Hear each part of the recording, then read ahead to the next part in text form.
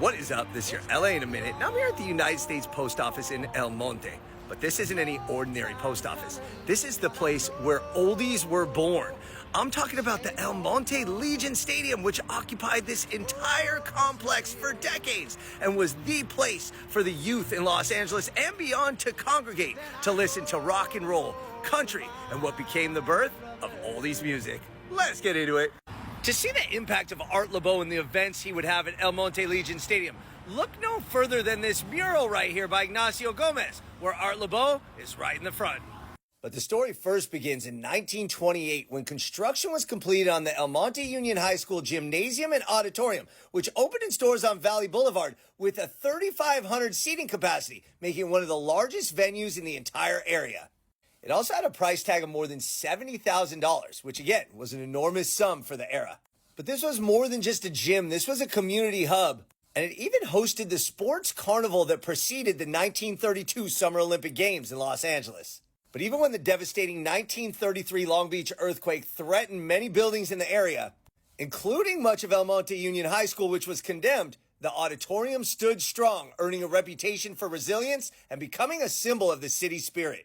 And after World War II in 1945, American Legion Post 261 purchased the building for a little bit more than $26,000 and renamed it El Monte Legion Stadium.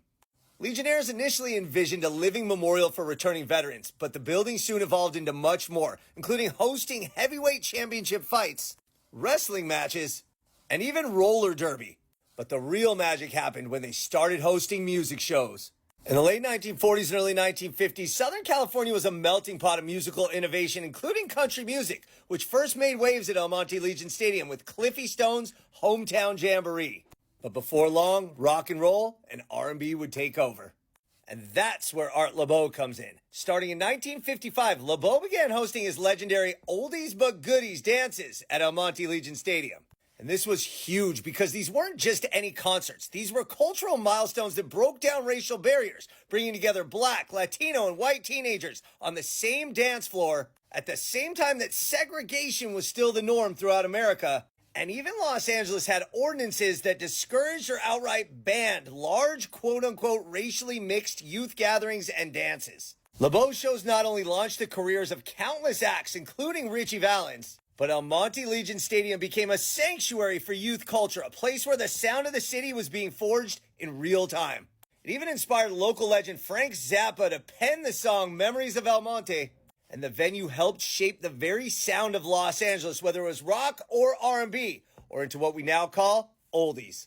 Unfortunately, by the late 1960s, the venue often sat unused, and the American Legion looked for other uses for the facility.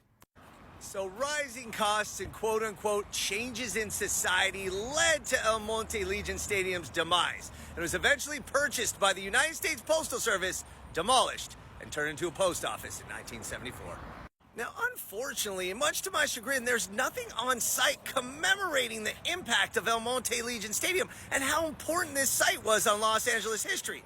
This little columned building out in front apparently used to have artwork or images, but today, if you walk around this thing, it's just blank.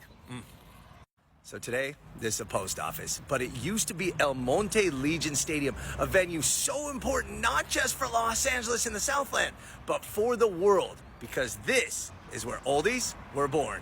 All right, LA, it's been a minute.